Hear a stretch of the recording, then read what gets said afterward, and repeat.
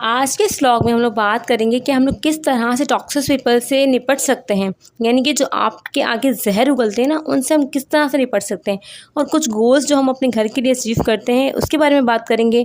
किस तरह से अपने घर को मैनेज कर सकते हैं हम लोग छोटी छोटी चीज़ों से क्रिएट करके, और किस तरह से हम अपना बजट मैनेज कर सकते हैं। तो आज की इस वीडियो में हम इसी टॉपिक पर बात करते हैं।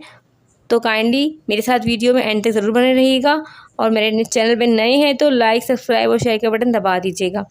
मेरा नाम है हिना और आप देख रहे हैं हिना के थॉट्स। मैं एक हाउस वाइफ हूँ, तो आपसे थोड़ा सा अपना हाल और फीडबैक शेयर करना चाहती हूँ किस तरह से लाइफ है मेरी और किस तरह से ज़िंदगी गुजर रही है, और ताकि आप लोगों को भी मैं अपनी फ्रेंड बना सकूँ।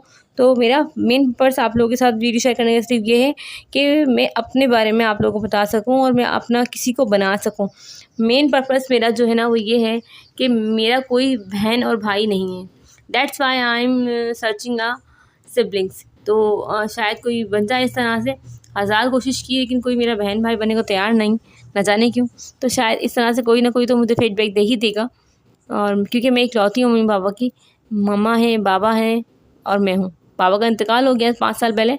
दैट्स वाई मेरी मम्मा है, अब मम्मा फालिस से हैं उनको, और सिर्फ मैं हूँ अब, यानी कि मेरी लाइफ में मेरे हस्बैंड नहीं, मेरे बच्चे हैं। लेकिन जो मेरा मेन रिश्ता है ना, वो समझो मम्मा के साथ जो खूनी रिश्ता होता है उसमें सिर्फ मेरी मम्मा है, ना कि कोई और। हो सकता है कोई बहन भाई बन जाए जिससे मेरी लाइफ में चेंजिंग आ जाए। तो आज हम शुरू करते हैं अपना व्लॉग। जिस टॉपिक पे हम बात कर रहे थे वो तो ख़त्म ही हो गया, तो उस पर हम बात करते हैं कि जहर उगलने वाले लोगों के साथ हम कैसे रह सकते हैं और किस तरह उनको बर्दाश्त कर सकते हैं। जो आपको बार बार टोकते रहते हैं, आपको बोलते रहते हैं, उठते बैठते आपके साथ मिसबिहेव करते रहते हैं, तो उनके साथ हम कैसे निपटा जाए। बाज़ औक़ात ऐसा होता है कि हमारे घर में ही कुछ लोग ऐसे होते हैं जो हमें इनकरेज कर रहे होते हैं, हमें आगे बढ़ने नहीं देते, हमारे लिए बोलते रहते हैं। तो मेरी उन बहनों से गुजारिश है, मेरी उन बहनों से मेरा ये पैगाम है उनके लिए कि उनको बोलने दें, मतलब उनको और बोलने दें। अगर वो एक बोलती है ना, तो अपने आप को और उनके सामने डिग्रेड करें। हाँ यार, बिल्कुल आप ठीक कह रहे हो। देखो उनकी मोटिवेशन कहाँ तक जाती है, आपको कितना बोल सकते हैं।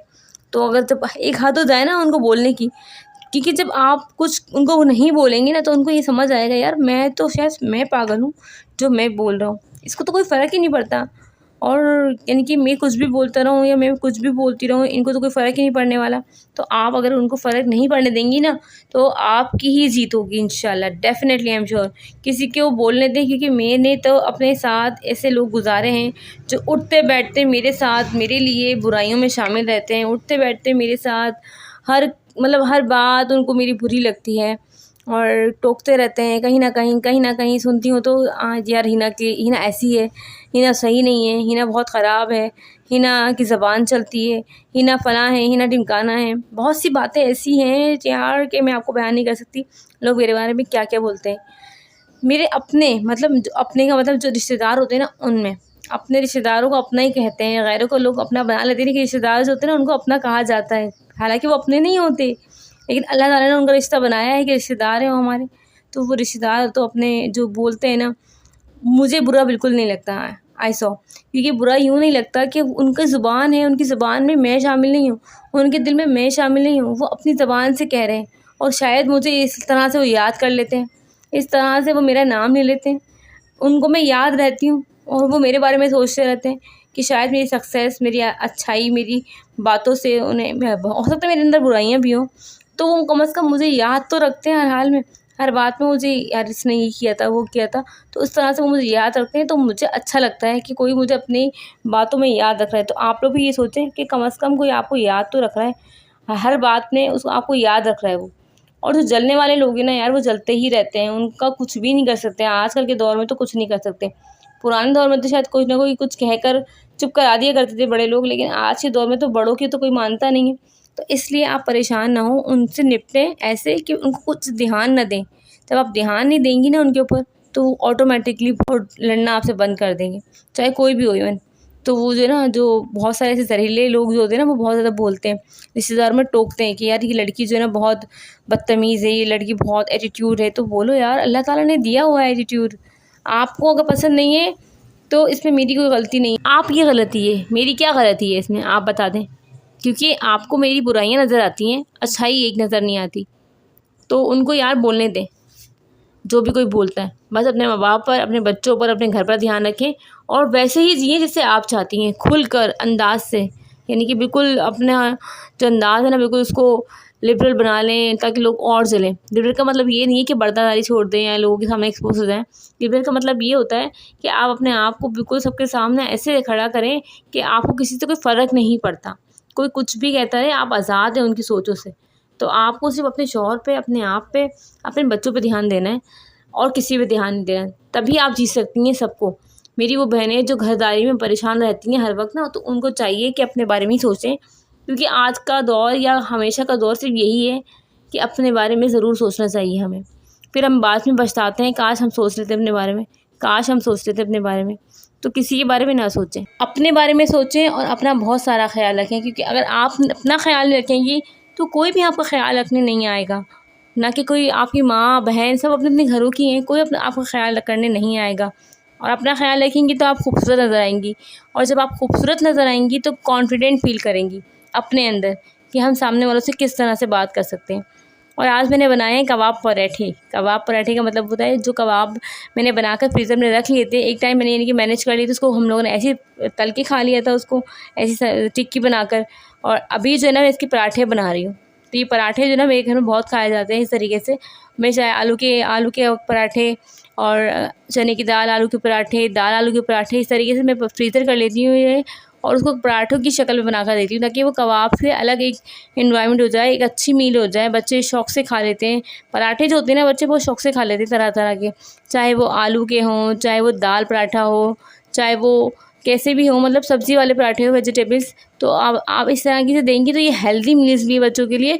बच्चों का पेट भी भरा रहेगा और कम बजट की रेसिपी होती है ये, और आराम से हर कोई इसे बना सकता है ईज़िली। कोई मेहनत नहीं है, कोई इतना काम नहीं है। कबाब, चने की दाल और गोश्त को आप उसको उबालने रख दीजिए।